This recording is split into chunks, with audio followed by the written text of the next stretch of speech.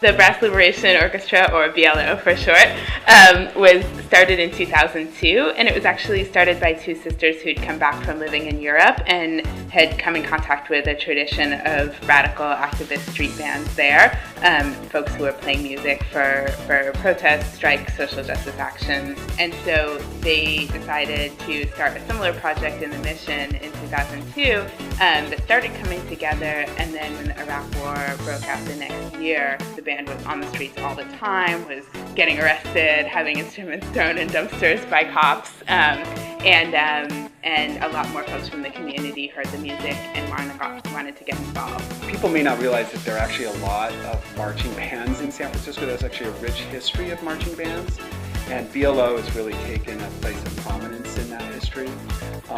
When they're out at rallies, folks just passing by, they may see them and think, well, what is this event? Is this a party, actually? And I think that's really important, that there can be joy in protest and there can be celebration in protest.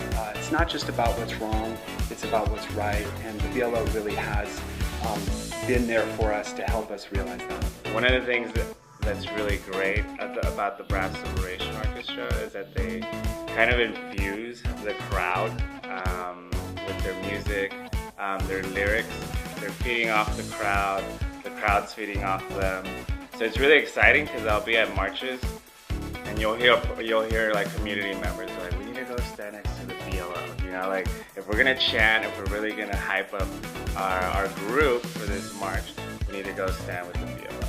And you can see why, because once you stand by them, it's like, who sang that song?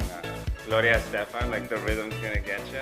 And it's really what happens, you're like by the BLO, and you're like, oh shoot, what's happening, so you get really excited about that, and I think that's one of the great things. What I love about them is that whenever there's like an important movement moment happening, whether it's Occupy or protest against the war or May Day immigration rallies, they're always there. I always know they're gonna be there.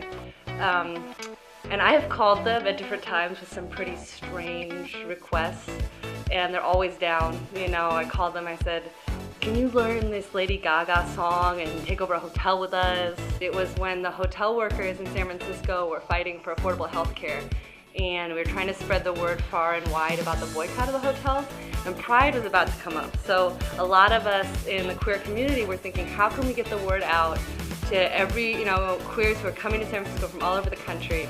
And so we thought, what better way than through Lady Gaga? What happened was that these organizers got together with community folks and the Brass Liberation Orchestra, and they rehearsed a dance and a song, changing the lyrics to the Bad Romance video by Lady Gaga, so it's Bad Hotel. They went up to the front counter and were asking about checking in at the hotel. And so when the person at the desk responded with like the room rates, they turned around and they just broke out to like, I can't stay at this hotel, it's a bad hotel. Wait a second, honey, we can't check in here. This hotel's under boycott. Oh no, don't get caught in a bad hotel. Oh no, don't get caught in a bad hotel.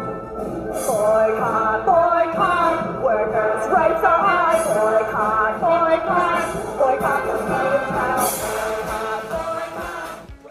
It was so much fun collaborating with the BLO, and it was so gratifying when the video really went viral all over the country, and it was fun. It was fun to be, internet rock stars with the BLO. It was really great.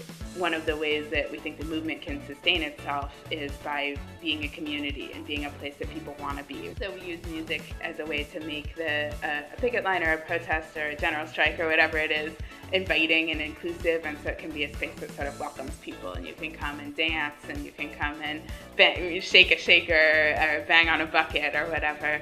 I think that one of the strengths of the BLO is that they're always there for labor and social justice groups here in the Bay Area, and they're all volunteer, and I think that's incredible. They have jobs, they have lives, and their commitment is just incredible.